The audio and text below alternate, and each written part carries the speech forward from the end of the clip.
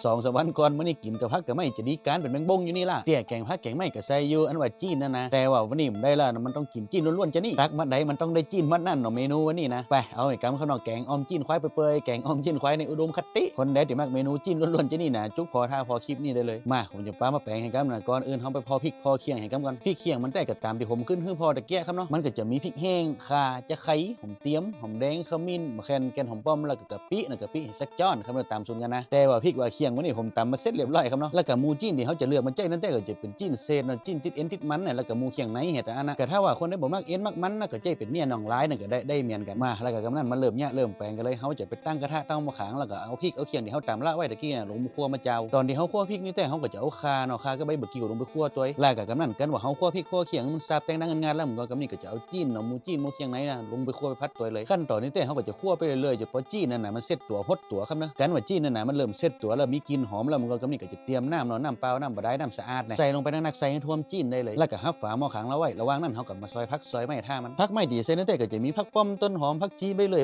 นี่แต่พักอย่างพักหอมป้อมเปอร์เนี่ยอันเลี้ยงพักนี่แต่ถ้าเป็นแกงอ้อมตั้งอีสานเนี่ยต่อใส่ได้เต็มตีอันพักไม้นี่นะแต่ว่าบ้านเฮานี่แต่เน้นจีนนะจีนล้วนๆมาซอยพักซอยไม้เสร็จเรียบร้อยก็นี่ก็มาใจพอจีนที่เฮาออมละไว้เนี่ยกันว่าไปใจพอแล้วมันมีปวงมีฟ้องก็ตักขวางจ้อนขวางเหียแล้วก็หับฝาหม้อขังแล้วไว้สักรอบระหว่างนั้นก็บ่จ้างยาๆแล้วเขานอนมานี่เห็นก็นี่ แกเขาค่าเจี้ยสักโบกสเลยผมนั่งพอมาขางบ่ได้มันก็งอมก็เหงาน่ะพักไม่ใช่เคี้ยก็เตรียมหมดละใส่ไปแห่สัก3-4 โบกกำนั้นมันจะจับปะเดี๋ยวจีนเปื่อยจับปะเดี๋ยวกันว่าจีนมันเปื่อยดีแล้วเขาก็ปรุงรสได้เลยก็จะปรุงแค่ซูรสซุปก้อนให้สักก้อนแล้วก็เพี้ยเนาะเพี้ยอ่อนแล้วก็สุดท้ายหั่นที่ผมฮดลงไปนั่นก็นั่นคือดีเนาะดีนี่ผมต้มก็เดียวน่ะต้มจะปกดีแล้วดีงัวสำเร็จรูปที่ขายตามการเนี่ยบ่เคยจะได้ใส่น้ำปลานักเนาะเก็มนะครับเนาะสุดท้ายแล้วเขาจะอ้อยพักอ้อยไม้ที่เขาเตรียมไว้เห็นแล้วก้นสูนกันโซะสูนกันมันเข้ากันดีๆก็เป็นอันเสร็จเรียบร้อยแล้วหั่นเนี่ยบาด